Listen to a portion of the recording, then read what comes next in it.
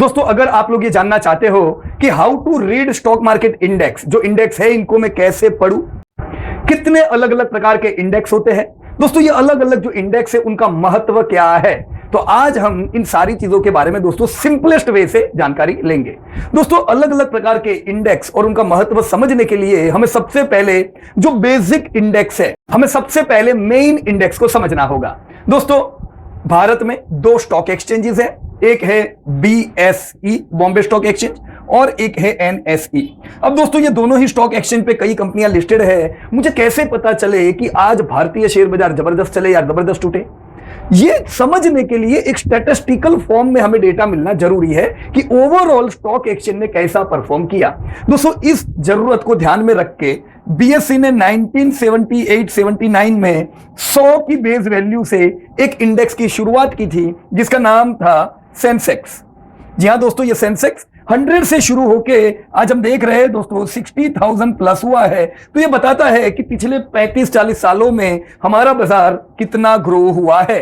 तो सीधा रिफ्लेक्शन मिल जाता है कि यस, अगर किसी ने पैसे रखे बाजार में तो उनके पैसे बढ़े, कितने बढ़े वो टका भी दोस्तों यहां पे आप लोग गिन सकते हो। सेम वे दोस्तों दूसरा जो हमारा इंडेक्स है, ये मेन इंडेक्स हुआ सेंसेक्स, राइट, सेंसिटिव इंडेक्स। ये हमारा भारत का पुराना और मेन इंडेक्स जो बेंचमार्क है दोस्तों, अलग अलग म्यूचुअल फंड के रिटर्न, PMS के रिटर्न जानने के लिए इसके साथ कंपेयर किया जाता है, राइट। उसी प्रकार से अब NSE है, NSE ने भी अपना इंडेक्स निफ्टी लॉन्च किया था, निफ्टी, राइट। तो ये निफ्टी का बेस ईयर 1995 था और ये 1000 से शुरू हुआ था। यही 1000 का निफ्टी दोस्तों आज 17,000 प्लस हो चुका है, 18,000 के करीब। तो हम यहां पे गिन सकते हैं ये स्टैटिस्टिकल इंफॉर्मेशन के कारण कि इंडेक्स की शुरुआत कब हुई और उसमें कमाई कितनी हुई। इंडेक्स इसलिए बनाया जाता है ताकि आपको आसानी रहे अपने रिटर्न गिनने में या भारतीय बाजार कैसे चल रहे वो जानने में। अब जैसे ये गिना कैसे जाता है, तो जैसे यहां पे मैंने अभी आपको सेंसेक्स की बात की, तो सेंसेक्स में दोस्तों टोटल भारत में BSE पे जो लिस्टेड कंपनियां हैं उसमें सबसे बड़ी 30 कंपनियों को देखा जाता है। अब सबसे बड़ी का क्या मतलब, सेल्स के हिसाब से बड़ी, प्रॉफिट के हिसाब से बड़ी, एसेट के हिसाब से बड़ी, व्हाट इज सबसे बड़ी, तो सबसे बड़ी यानी दोस्तों सबसे ज्यादा मार्केट कैपिटलाइजेशन वाली कंपनियां। अब दोस्तों मार्केट कैप एक नया शब्द आया तो इसको समझना पड़ेगा, व्हाट इज मार्केट कैपिटलाइजेशन। दोस्तों जो कंपनी, अगर हम कोई भी एक कंपनी का उदाहरण ले, एक कंपनी है दोस्तों XYZ नाम की, इसके नंबर ऑफ शेयर्स होंगे मल्टीप्लाई बाय जो कंपनी की प्राइस है। अगर आप नंबर ऑफ शेयर्स को प्राइस से मल्टीप्लाई करोगे तो वो कंपनी का मार्केट कैपिटलाइजेशन आपको पता चल जाएगा। तो total shares multiply by price यानी वो कंपनी की कीमत हुई। तो मार्केट कैप से पता चलता है कौन सी कंपनी बड़ी है, कौन सी कंपनी छोटी है, राइट। तो यही मार्केट कैप को ध्यान में रख के सबसे बड़ी 30 कंपनियों को सेंसेक्स में गिना जाता है, राइट। अब यहां पे दोस्तों मैंने कहा market cap, largest 30 market cap की कंपनियां, लेकिन दोस्तों पूरा मार्केट कैप नहीं, सेंसेक्स और निफ्टी ये दोनों गिनते हैं फ्री फ्लोट मार्केट कैप। दोस्तों फ्री फ्लोट मार्केट कैप, अभी ये नया शब्द आ गया। अभी हमने समझा मार्केट कैप यानी कंपनी की value, number of share multiply by price. तो फ्री फ्लोट मार्केट कैप यानी अब ये कंपनी जब स्टॉक एक्सचेंज पे लिस्टेड होने को आई है तो हम प्रमोटर के शेयर को नहीं गिनेंगे। प्रमोटर के शेयर के अलावा जो फ्री फ्लोट शेयर है मल्टीप्लाई बाय प्राइस तो होता है दोस्तों फ्री फ्लोट मार्केट कैप। तो फ्री फ्लोट मार्केट कैप के हिसाब से सबसे बड़ी 30 कंपनियों को दोस्तों सेंसेक्स में गिना जाता है। इनके अलावा भी और भी नियम है, पर यहां पे मैं उन नियमों पे बहुत डेप्थ में नहीं जाते हुए सीधी भाषा में समझाना चाहूंगा कि भारत की सबसे बड़ी 30 मार्केट कैपिटलाइजेशन की कंपनी आपके सेंसेक्स में हुई। आपको याद रखने का सबसे बड़ी मतलब फ्री फ्लोट के हिसाब से सबसे बड़ी, राइट। जैसे डीमार्ट सबसे बड़ी में आती है, पर फिर भी डीमार्ट आपकी निफ्टी में या सेंसेक्स में नहीं है। क्यों? क्योंकि उसका फ्री फ्लोट कम है, बराबर है। इसी प्रकार से दोस्तों अब यहां पे अगर मैं निफ्टी गिनूं तो निफ्टी को निफ्टी 50 कहा जाता है, जैसे सेंसेक्स 30 है। क्यों? क्योंकि यहां पे 30 कंपनी ध्यान में ली, लार्जेस्ट 30 कंपनीज। वैसे ही निफ्टी में दोस्तों भारत की सबसे बड़ी एज पर मार्केट कैपिटलाइजेशन, उसमें भी फ्री फ्लोट मार्केट कैपिटलाइजेशन की सबसे बड़ी 50 कंपनियों को तो अपने कैपिटलाइजेशन के हिसाब से वेटेज दिया जाता है और बनती है टोटल निफ्टी 50 का पूरा इंडेक्स। अब ये जो 50 कंपनी निफ्टी 50 की है या ये जो सेंसेक्स की 30 कंपनीज है, क्या इनका कुछ महत्व है? इनको मान के कैसे मैं मानूं? भी निफ्टी में तो 2000 कंपनी लिस्टेड है, सेंसेक्स में जैसे BSE पे 3500 कंपनी लिस्टेड है। अब इतनी सारी कंपनियां एक तरफ और मैं निफ्टी और सेंसेक्स की खाली 30 और 50 कंपनी देख के कैसे बोल सकता हूं कि आज भारत के बाजार गिरे? मुझे नहीं बोलना चाहिए, मुझे क्या बोलना चाहिए निफ्टी 50 गिरा। लेकिन असल में दोस्तों दोनों इंडेक्स का बड़ा महत्व है, क्योंकि जैसे ये दोनों ही जो इंडेक्स है एनएससी या बीएससी, इनकी 3,500 कंपनी गिनो या इनकी 2,000 कंपनियां गिनो, टोटल कुल मिला के करीबन 280 लाख करोड़ का मार्केट कैपिटलाइजेशन है। अब एनएससी लो या बीएससी लो, कितना है? 280 लाख करोड़। अब निफ्टी 50 में जो 50 कंपनियां आती है, ये 50 कंपनियां दोस्तों 50% मार्केट कैप के लिए रिस्पॉन्सिबल है। अब बोलो महत्व हुआ कि नहीं? निफ्टी 50 में 50 कंपनियां, टोटल 2,000 कंपनी, 1950 कंपनी बाजू में, तो क्लियर बात होगी दोस्तों कि 50 कंपनी 50% मार्केट कैप को रिफ्लेक्ट करती है। तो यस, वी कैन से कि निफ्टी 50 के गिरने पे हम कह सकते हैं भारतीय बाजार गिरे, क्योंकि 50% मार्केट कैप की कंपनियां नीचे आई है, या बढ़े तो हम कह सकते हैं बढ़े। इन द सेम वे यहां पे 30 है, तो ये टॉप की 30 कंपनी से दोस्तों फर्क पड़ता है।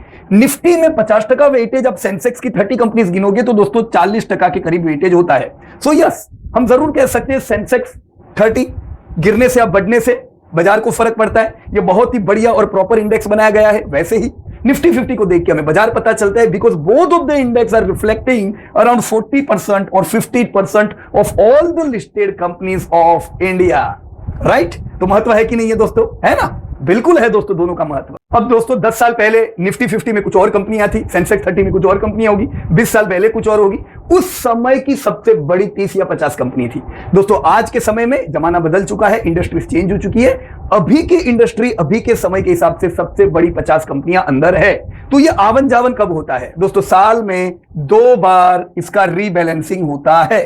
ईयर में 2 टाइम्स देखा जाता है कि कौन सी कंपनी तो रीबैलेंस किया जाता है कि जब हमने लास्ट बैलेंस किया उसके बाद अभी क्या कोई नई कंपनी आई है जो इंडिया की टॉप 50 में कहलाने के लायक है, तो उसको इन किया जाता है, दूसरी को बाहर निकाल दिया जाता है। नियम दूसरे भी है, अगेन हम नियम में आज ज्यादा डेप्थ नहीं जाएंगे क्योंकि आज हमें इंडेक्स समझना है। तो ये था दोस्तों सबसे बड़ा इंडेक्स, कौन सा? We learn about Sensex and we learn about Nifty. ये मेन इंडेक्स हुआ दोस्तों। पर यही इंडेक्स के साथ हम लोग दोस्तों, जरूरी नहीं है ये इंडेक्स में इन्वेस्ट करते हो, ये होगा बेंचमार्क, पर हम लोग किधर इन्वेस्ट करते होंगे? हम कहीं और इन्वेस्ट करते होंगे। तो हो सकता है आपको लगे कि मुझे कुछ और छोटी कंपनियों में इन्वेस्ट करना है जो कल बड़ी बनेगी, राइट? तो आप उनको ट्रैक कैसे करोगे? कोई पर्टिकुलर सेक्टर में इन्वेस्ट करना चाहते हो तो आपको वो सेक्टर का भी ध्यान होना चाहिए कि ये सेक्टर कैसा चल रहा है। ये भी हो सकता है आप पर्टिकुलर कोई स्ट्रेटेजी पे जाना चाहते हो कि मेरे को इंफ्रा स्ट्रेटेजी पे जाना है, इंफ्रास्ट्रक्चर रिलेटेड कंपनी में निवेश करना है। दोस्तों इन सारी चीजों को ध्यान में रख के इंडेक्स को कई अलग अलग रूप दिए गए हैं। जैसे दोस्तों number wise index, in the terms of number index को स्प्लिट किया गया है। मतलब जैसे हमने सेंसेक्स 30 देखा या निफ्टी 50 देखा, वैसे next 50, right, in Sensex and in Nifty. तो ये नंबर वाइज हुआ, निफ्टी 100, सेंसेक्स 100, निफ्टी 500, सेंसेक्स 500, ये सब नंबर बेस दोस्तों इंडेक्स हुए। क्या है मैं बाद में बताता हूं। नंबर बेस के अलावा दोस्तों मार्केट कैप बेस भी ध्यान रखा जाता है। मुझे जानना है कि बहुत बड़े मार्केट कैप की कंपनियों में मेरे को इन्वेस्ट करना है, तो आप वो भी कर सकते हो। एकदम छोटे मार्केट कैप की कंपनियां ढूंढनी है, वो कर सकते हो। ये ढूंढने के लिए आपको मार्केट कैप बेस इंडेक्स काम लगेंगे, राइट? तो ये हुए दोस्तों मार्केट कैप बेस और ब्रॉड बेस इंडेक्स। इनके अलावा दोस्तों सेक्टर बेस इंडेक्स आते हैं। आपको जानना है मुझे कौन से सेक्टर में पैसा लगाना है, वो आप अलग अलग प्रकार के इंडेक्स अवेलेबल है उससे जान सकते हो। तो इसे सेक्टर या इंडस्ट्री बेस्ड इंडेक्स कहते हैं। इनके अलावा दोस्तों स्ट्रेटेजी बेस्ड इंडेक्स अवेलेबल है। मेरे को कोई पर्टिकुलर स्ट्रेटेजी पे जाना हो तो स्ट्रेटेजी के अलावा थीम बेस्ड अवेलेबल है इंडेक्स, प्रॉपर कोई थीम पे चलना है। जैसे मेरे को खाली मैन्युफैक्चरिंग थीम पकड़नी है, राइट? सस्टेनेबिलिटी बेस्ड इंडेक्स, आजकल सस्टेनेबिलिटी इंडेक्स, आजकल लोग इस इंडेक्स को भी बहुत पूछते हैं, तो मुझे सस्टेनेबिलिटी बेस्ड जाना है तो ये इंडेक्स है। मुझे वॉलेटिलिटी बेस इन्वेस्ट करना है, मैं चाहता हूं कि मेरे इंडेक्स की वॉलेटिलिटी, मेरे इन्वेस्टमेंट की वॉलेटिलिटी मेरे ध्यान में रहे, कम वॉलेटाइल ज्यादा वॉलेटाइल, तो वॉलेटिलिटी बेस इंडेक्स दोस्तों अवेलेबल है। ये अलग अलग प्रकार के इंडेक्स दोस्तों इक्विटी मार्केट के लिए अवेलेबल है। वैसे ही दोस्तों अगर मुझे फिक्स सिक्योरिटी में जाना है, राइट, बॉन्ड मार्केट में मैं निवेश करता हूं, तो उसके लिए भी कुछ इंडेक्सेस क्रिएट किए गए हैं, पर आज हम उन इंडेक्स की बात नहीं करेंगे। अभी हमारा टॉपिक है इक्विटी। इक्विटी के लिए ये सारे इंडेक्स दोस्तों अवेलेबल है। अब दोस्तों हम नंबर बेस्ड इंडेक्स जानने की कोशिश करेंगे कि नंबर बेस्ड इंडेक्स क्या होते हैं। जैसे बीएससी में हमने पहले देखा उनका मेन इंडेक्स कितनी कंपनियों को रिप्रेजेंट करता है? 30 को। एनएससी का मेन इंडेक्स 50 को। तो दोस्तों बीएससी ने भी अपना एक दूसरा इंडेक्स बनाया है जो सेंसेक्स 50 कहता है। तो वो सेम जैसे निफ्टी की 50 कंपनी वैसे सेंसेक्स की 50 कंपनी, बीएससी की 50 कंपनी हुई। अब मेरे को यह पता चला कि इंडिया की जो सबसे बड़ी 50 कंपनी कौन सी है, तो मुझे यहां से पता चल गया, राइट। लेकिन मैं सबसे बड़ी 50 के बाद की 50 देखना चाहता हूं, तो इसे कहते हैं दोस्तों नेक्स्ट 50। क्या नाम है दोस्तों? नेक्स्ट 50। ये दोनों ही केस में अवेलेबल है, नेक्स्ट 50 निफ्टी और सेंसेक्स दोनों में। दोस्तों नेक्स्ट 50 और निफ्टी में कितना डिफरेंस है? दोस्तों जो निफ्टी है, मैंने बताया आपको 50% मार्केट कैप को अगर रिप्रेजेंट करता है, तो अगर नेक्स्ट 50 में आते हैं तो दोस्तों ये खाली 12% मार्केट को रिप्रेजेंट करता है। कितना ह्यूज डिफरेंस हो गया, राइट। तो ये 12% को रिप्रेजेंट करता है। तो मैं क्यों देखूं दोस्तों? मैं इसलिए देखूं क्योंकि ये सबसे बड़ी के बाद वाली कंपनियां हैं। ये कंपनियां भी कल बड़ी होगी और ये भी हो सकता है कल निफ्टी 50 में एंटर हो जाए, राइट। सो ये हुआ दोस्तों नेक्स्ट 50। बड़ा सिंपल है, थोड़ा शांति से समझने की कोशिश करना। इसके बाद आता है दोस्तों BSE 100 और सेम यहां पे है निफ्टी 100। तो ये तो बहुत ही सिंपल बात होगी दोस्तों। Nifty 50 plus next 50 is equal to Nifty 100। Same thing, BSE 50 plus next 50 is equal to BSE 100, right. अब इसका कितना महत्व होगा? तो दोनों को टोटल कर दो। 62% मार्केट कैप को रिप्रेजेंट करता है। तो इसका मतलब ये कि मैं अगर टॉप 100 कंपनीज पे फोकस करता हूं, मैं 62% मार्केट पे ध्यान रखता हूं, राइट। ऐसे ही देखो, नंबर बेस तो बहुत सिंपल, ऐसे ही आगे बढ़ते जाओ। Now it will come to BSE 200। In the same way there is Nifty 200। तो 200 कंपनियों का मतलब यह हुआ कि ये भारत की सबसे बड़ी फ्री फ्लोट मार्केट कैपिटलाइजेशन के हिसाब से सबसे बड़ी 200 कंपनी अगर जाननी है तो ये है। अगर मैं इंडिया की टॉप 200 कंपनी पे ध्यान रखता हूं, मतलब मैं बाजार के 81% मार्केट कैप पे ध्यान रख रहा हूं। Yes, they are important. उसी प्रकार से और आगे बढ़ो दोस्तों, BSE 500 and here comes Nifty 500। दोस्तों निफ्टी 500 मतलब भारत की सबसे बड़ी 500 कंपनियां। दोस्तों इसका महत्व सबसे ज्यादा है, इसलिए क्योंकि निफ्टी 500 हो या BSE 500 हो, ये इंडिया का 92% मार्केट कैप रिप्रेजेंट करता है। इसका मतलब यह हुआ दोस्तों कि NSE की 1500 कंपनियां एक तरफ, खाली 8%। BSE की 3500 कंपनियों में से 3000 कंपनी एक तरफ, खाली 8%। ये 500 कंपनियां सबसे बड़ा मार्केट कैप रखती है। तो दोस्तों अगर हम ये 92% पे फोकस करते हैं, ये दोस्तों हमें कमाल के खिलाड़ी दे सकती है जो कल निफ्टी 50 में आएंगे। तो अब कभी जब आपके सामने कोई कहे कि ये निफ्टी 500 है, ये निफ्टी 200 है, तो समझ जाओगे निफ्टी 500 का मतलब सबसे बड़ी 50 कंपनियां। तो दोस्तों सबसे पहला जो हमने बताया था आपको कि नंबर बेस, ये नंबर बेस क्लासिफिकेशन हुआ। दोस्तों जैसे नंबर बेस क्लासिफिकेशन हुआ, उसी प्रकार से मार्केट कैप बेस क्लासिफिकेशन भी होता है। तो अब हम समझेंगे नंबर नहीं, मार्केट कैप के हिसाब से मैं कैसे कंपनियों को जानूं। अब दोस्तों सबसे इंपॉर्टेंट चीज हम समझेंगे साइज बेस इंडेक्सेस। दोस्तों साइज बेस मतलब मार्केट कैप बेस। दोस्तों मार्केट कैप बेस समझने के लिए बहुत से लोगों को एक मिस इंफॉर्मेशन है कि स्मॉल कैप इसे कहते हैं जिसका मार्केट कैप इतना हो, मिड कैप उसे कहते हैं जिसका मार्केट कैप उतना हो। दोस्तों ऐसा नहीं है, स्मॉल हो, मिड हो या लार्ज हो, ये सब पे बात करने से पहले सबसे पहले हमें समझना होगा ऑल कैप। दोस्तों ऑल कैप इंडेक्स क्या होता है? ऑल कैप इंडेक्स वो इंडेक्स है जो पूरी जितनी भी लिस्टेड कंपनियां हैं दोस्तों, उसमें से 1200 कंपनियों को कलेक्ट करके मिनिमम जो कंपनी का 150 करोड़ का मार्केट कैप है, ऐसी कंपनियों का एक लिस्ट बना। कितनी दोस्तों? मिनिमम 150 करोड़ इसका क्राइटेरिया है। तो मिनिमम 150 करोड़ से मार्केट कैप वाली कंपनियां और टोटल 1200 कंपनियां। अब मान लो 150 करोड़ की 1200 नहीं होती है तो ये 1190 होगी। जैसे अभी जो हमारा ऑल कैप है वो 1168 कंपनी का बना हुआ है। क्यों? क्योंकि वो टाइम पे 150 करोड़ की कंपनियां दोस्तों इंडिया में इतनी ही थी, राइट। अभी अगर हम चेक करेंगे अभी ये टाइम पे, तो कुछ कंपनियों का मार्केट कैप 110 करोड़ भी है। ये इसलिए है क्योंकि ये बैलेंसिंग साल में सिर्फ एक बार होता है। मतलब इस बार अगर ये बन गया कि भाई चलो ये 1200 कंपनियों को हमने एंट्री दे दी है, तो भले उसका मार्केट कैप गिर के 100 करोड़ हो जाए तो भी वो अंदर रहेगी टिल नेक्स्ट रीबैलेंसिंग। ऑलराइट, तो अभी हम अगर देखें ये टाइम पे current situation, there are 1168 companies in all cap with minimum market capitalization of 110 crore right now. 12 महीने से गिरा हुआ है बाजार। जस्ट सोचो 150 करोड़ वाली कंपनियां 100 करोड़ हो गई है, छोटी कंपनियों में छोटी कंपनियों में बहुत ज्यादा वॉलेटिलिटी आती है, राइट। जैसे हम लोग जब शुरुआत में इन्वेस्ट करते थे दोस्तों, हमको भी यही था कि ऐसी छोटी कंपनियां पकड़े जो कल बड़ी हो जाएगी, पर ऐसा नहीं होता दोस्तों। छोटी जो कंपनियां होती है अच्छी होती है, कुछ आपको बहुत अच्छी मिलेगी, पर आप पूरा पोर्टफोलियो छोटी कंपनी का बनाओगे तो हाई वॉलेटिलिटी रहेगी दोस्तों, राइट। जो यहां पे आप देख रहे हो 150 से सिलेक्ट किया था, आज सब 110 करोड़ पे है। So this is all cap. अब ये ऑल कैप का महत्व बहुत है, क्योंकि जो बीएससी या एनएससी का 280 लाख करोड़ का मार्केट कैप होता है वो पूरे के पूरा ऑल कैप का होता है। पूरा 99.5% मार्केट कैप कवर हो जाता है दोस्तों, खाली 1200 कंपनियां पे। सोचो आधी कंपनियां फिर कैसी होगी, कितना मार्केट कैप होगा, बिल्कुल एकदम देखने लायक नहीं, राइट। तो यहां पे बहुत ही एक इंपॉर्टेंट चीज समझ में आई कि if we understand all cap then you have cover major India. अब आपको इसके लिए 3500 कंपनी देखने की जरूरत ही नहीं है। ऑल कैप देखा तो पूरे इंडिया का मार्केट कैप आ गया, but still you are watching only 1200 company, so that's great. ये बड़ी काम की चीज हुई, राइट। अब ये ऑल कैप जब बनाते हैं उसके बाद बनता है लार्ज कैप। जब तक दोस्तों ऑल कैप में कंपनियों का समावेश नहीं होगा, कोई कंपनी पे लार्ज कैप का स्टैंप लगेगा नहीं।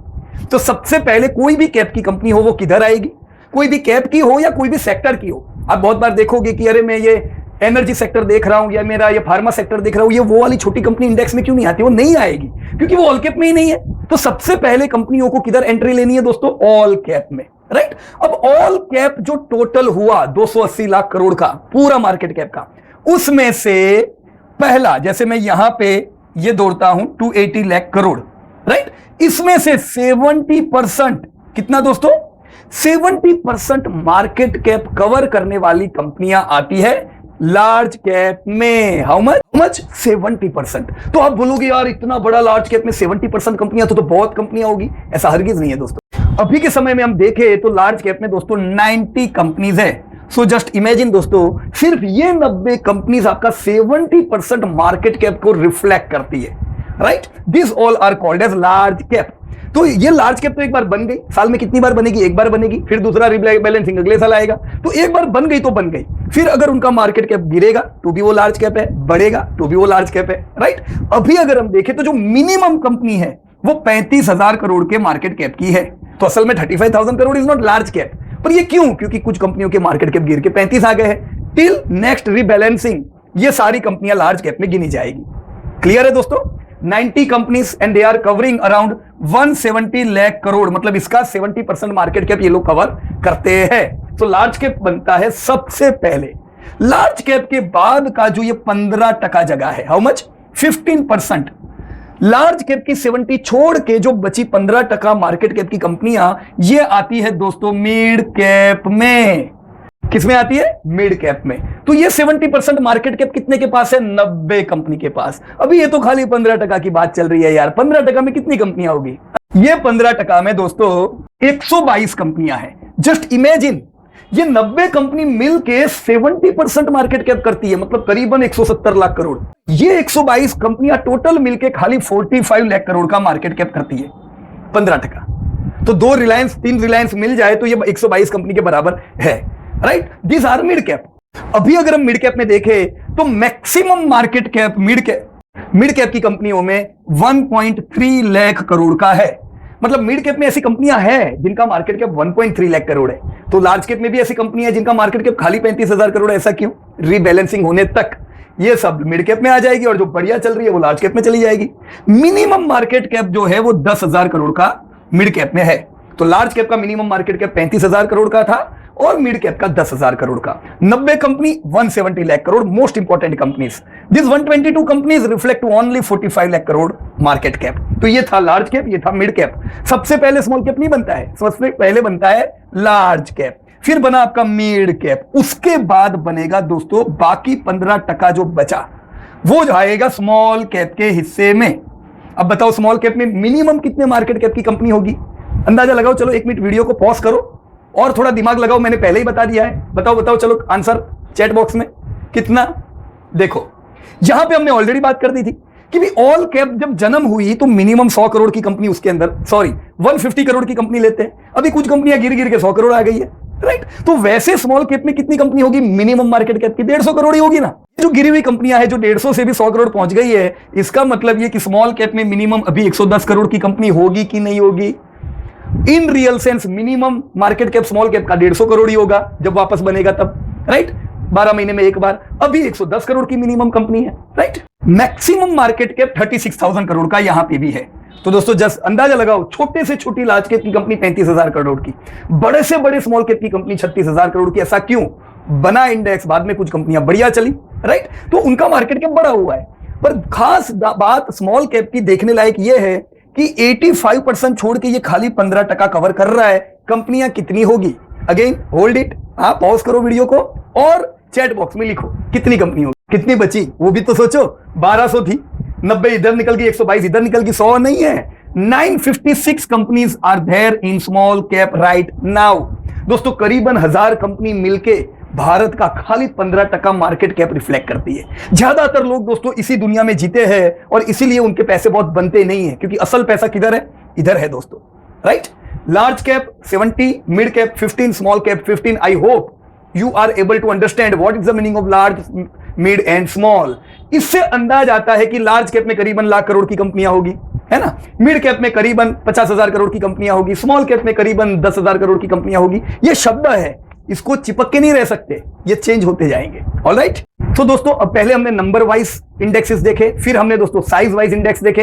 अब दोस्तों जो इंडेक्स की हम बात करेंगे यह है दोस्तों सेक्टर वाइज इंडेक्स। मुझे कोई पर्टिकुलर सेक्टर में निवेश करना है या मैं जानना चाहता हूं ये सेक्टर में कौन सी कंपनियां हैं, तो मैं कैसे जानूं? दोस्तों ये अलग अलग जो sector wise index already BSc में बने हुए हैं, वैसे ही दोस्तों एनएससी में भी बने हुए हैं। मैंने यहाँ पे बीएससी के लिखे, राइट। तो बीएससी में जो अलग अलग सेक्टर है दोस्तों, ये हमें ब्रॉड वे पे गाइड कर सकते हैं कौन सा सेक्टर में क्या है। जैसे यहाँ पे कॉमोडिटीज, दोस्तों नाम ही बताता है कि ये जो सेक्टर है उनकी कंपनियां कहीं ना कहीं कोई कॉमोडिटी को रॉ मटेरियल में इस्तेमाल करती होगी। तो बताइए दोस्तों सबसे बड़ी कंपनी कॉमोडिटीज की कौन सी होगी? राइट दोस्तों, आपकी अदानी एंटरप्राइज, अल्ट्राटेक, ये सब कॉमोडिटी में आएगी कि नहीं? तो जब अभी जैसे ये समय पे दोस्तों इन्फ्लेशन कॉमोडिटीज की वजह से हाई हुआ है, तो सीधी बात है अगर इन्फ्लेशन कॉमोडिटी का हाई है तो ऐसी कंपनियों के प्रॉफिट टूटेंगे।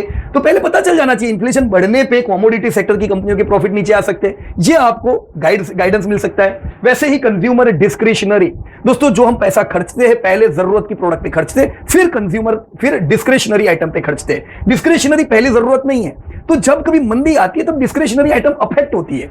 कंज्यूमर डिस्क्रिशनरी सेक्टर को देख के हम जान सकते हैं विच आर डिस्क्रिशनरी आइटम्स। वैसे ही जब कोई देश डेवलपिंग से डेवलप हो रहा हो, ऐसे कंट्री में ऐसा सेक्टर जबरदस्त ग्रो करता है, क्योंकि लोगों की इनकम बढ़ रही होती है, लोग पैसा खर्च कर सकते हैं। तो इसमें कौन सी कंपनी आएगी दोस्तों डिस्क्रिशनरी में? आपकी एशियन पेंट, डिमार्ट जैसी कंपनियां इधर आएगी।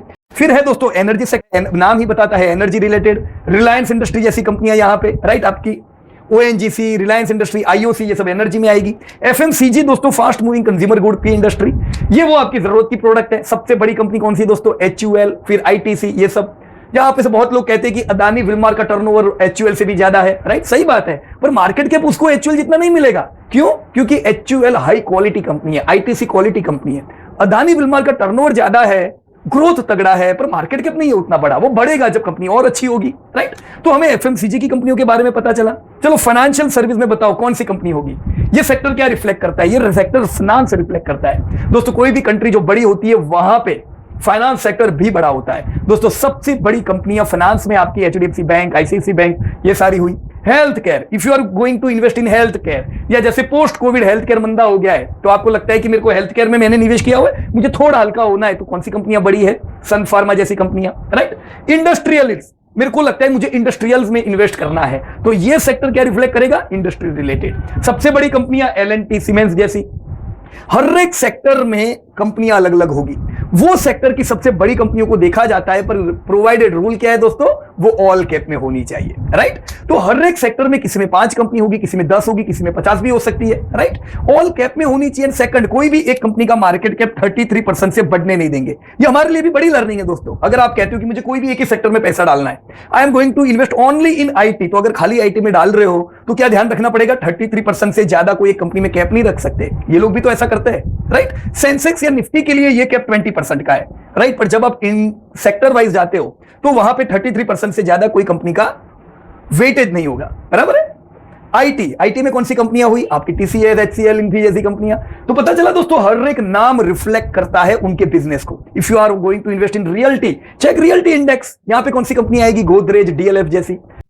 टेक्नो रिफ्लेक्ट करेगा आपकी टेक्नोलॉजी की कंपनियों को, जो थोड़ा थोड़ा मिलेगा आईटी से। सर्विस रिफ्लेक्ट करेगा सर्विस इंडस्ट्री को, सर्विस में आपकी आईटी की भी कंपनी आ जाएगी, फाइनेंस की भी कंपनी आ जाएगी, पूरी service industry, right. So this is the way you can look. Telecom में कौन सी कंपनी आएगी बताओ? भारती जैसी। जियो इसमें नहीं आएगी, जियो टेलीकॉम की है पर वो रिलायंस का पार्ट है, तो अभी वो टेलीकॉम में नहीं दिखेगी। यूटिलिटी में कौन सी? यूटिलिटी में आपकी पावर यूटिलिटी रिलेटेड ज्यादा कंपनी होती है, एनटीपीसी, पावर ग्रिड जैसी। ऑटो, पूरा आपका ऑटो इंडस्ट्री वर्ल्ड इसके अंदर आ गया। बैंकेक्स में प्रॉपर बैंक की कंपनियां। Capital goods, capital good related companies like similar to industrials, right. Capital good में एलएनटी, सीमेंस जैसी कंपनियां। Consumer durable, so if you think consumer durable की बिक्री बहुत बढ़ेगी जो डेवलपिंग कंट्री में होती है, तो टाइटन जैसी कंपनियां, वोल्टास जैसी कंपनियां। मेटल में क्या आएगा दोस्तों? आपकी जेएसडब्ल्यू, टाटा स्टील जैसी कंपनियां। ऑयल एंड गैस, अगेन वही आपकी जो यहां पे थी ना एनर्जी में, ज्यादातर ये भी मिलता हुआ होगा। Power, similar power producing company, power grid जैसी, टाटा पावर जैसी, राइट। तो ये पूरा वर्ल्ड हुआ। अब आप शांति से सोचो कौन सा सेक्टर बढ़ेगा, वो सेक्टर रिलेटेड इंफॉर्मेशन आपको बीएससी से मिल जाएगी। So it's easy. इंडेक्स नहीं हो तो आप कैसे जानोगे? चलो बताओ, 3,500 कंपनियां हैं, मुझे मेटल की कंपनी बताओ। भी आपको ढूंढना पड़ेगा, ढूंढने की जरूरत नहीं है, मेटल पे चले जाओ, सीधा आपको पता चल गया। अब मुझे बोलो इंडेक्स महत्व का है कि नहीं है ना? अब दोस्तों आप बोलते हो मुझे थीम बेस जाना है, तो थीम बेस मतलब मेरे को लगता है इंडिया में इंफ्रा जबरदस्त ग्रो करेगा। Let me check infra. अब जाओ बीएससी इंफ्रा पे और यहाँ पे देख लो कौन सी कंपनियां हैं, राइट। आपको मिलेगी इंफ्रा की रिलेटेड सब कंपनियां, तो आप इंफ्रा में इन्वेस्ट कर सकते हो। रूल क्या रखना पड़ेगा? वही 33% कैप वाला, राइट। आप बोलते हो मुझे मैन्युफैक्चरिंग में इन्वेस्ट करना है, पीएलआई स्कीम और बहुत सी अलग अलग योजनाएं मैन्युफैक्चरिंग को प्रोत्साहन देने के लिए। Let us catch this manufacturing index. तो क्या करो? मैन्युफैक्चरिंग इंडेक्स पे फोकस करो। आपको लगता है मेरे को ऐसी कंपनी में निवेश करना है जहां पे सेंट्रल गवर्नमेंट का स्टेक है, कम से कम 51% का सेंट्रल गवर्नमेंट का स्टेक हो, ऐसी कंपनी आपको सीपीएसई में मिलेगी। Same public sector enterprise. अगर आपको पब्लिक सेक्टर कंपनियां ट्रैक करनी है, you can go to PSU. अगर आपको लगता है मुझे प्रॉपर प्राइवेट बैंक में निवेश करना है, कौन सी? Private bank, then you can go with private bank. ये सब कमाल भी आपको कैसे मिलता है? थीम बेस्ड इन्वेस्टमेंट हुआ दोस्तों। आपने देखा होगा बहुत से mutual fund theme based investment scheme launch करते हैं, ये ऐसे होता है, राइट। ठीक उसी तरह से अगर आपको लगता है मुझे कोई प्रॉपर स्ट्रेटेजी पे चलना है, तो स्ट्रेटेजी बेस्ड इंडेक्स भी अवेलेबल है दोस्तों। आपकी स्ट्रेटेजी कहती है मुझे मोमेंटम कंपनियों में इन्वेस्ट करना है, then go to this momentum index. You will find momentum based indication, momentum based companies in momentum index. आपको लगता है मुझे बहुत ज्यादा वॉलेटिलिटी नहीं चाहिए, नाउ आई एम रिटायर्ड, मेरे को कम वॉलेटिलिटी चाहिए, you can go with low volatility index companies. If you think मेरे को टॉप क्वालिटी में इन्वेस्ट करना है, ग्रोथ नहीं चाहिए, क्वालिटी चाहिए, राइट। तो ये केस में ड्रॉबैक क्या है? कंपनी बढ़िया रहेगी पर ग्रोथ नहीं करेगी। But if you agree with quality, quality पे चले जाओ, क्वालिटी इंडेक्स क्लिक करो, आपको क्वालिटी वाली कंपनियां मिलेगी। आप कहते हो मुझे एनहांस्ड वैल्यू बाइंग करना है, वैल्यू इंडेक्स चाहिए, you go to value index and you will find value based companies. अब बोलते हो मेरे को डिविडेंड में स्टेबिलिटी चाहिए, अब बहुत हो गया, इतने साल से इन्वेस्ट कर रहे हैं, now I want retirement income, पर स्टेबल होनी चाहिए। You go to this dividend stability index, you will find all stable dividend paying companies. Great, अच्छी स्ट्रेटेजी है, या आपको काम लग सकती है। तो दोस्तों ठीक इसी प्रकार से अलग अलग number wise index, size wise index, sector wise index, strategy wise index, thematic index, ये अलग अलग इंडेक्स है। आप अपने स्टाइल के हिसाब से दोस्तों इन्वेस्ट कर सकते हो। मुझे उम्मीद है दोस्तों आज का ये जो सेशन होगा उसने हमें अपग्रेड किया होगा हमारी लर्निंग पे। अगर यस और ऐसे ही अपडेट चाहते हो, सब्सक्राइब करना ना भूलिएगा, सब्सक्राइब द चैनल, और मुझे कमेंट बॉक्स में जरूर बताइएगा what do you think about this type of index. Thank you so much and जय हिंद टू एवरीवन।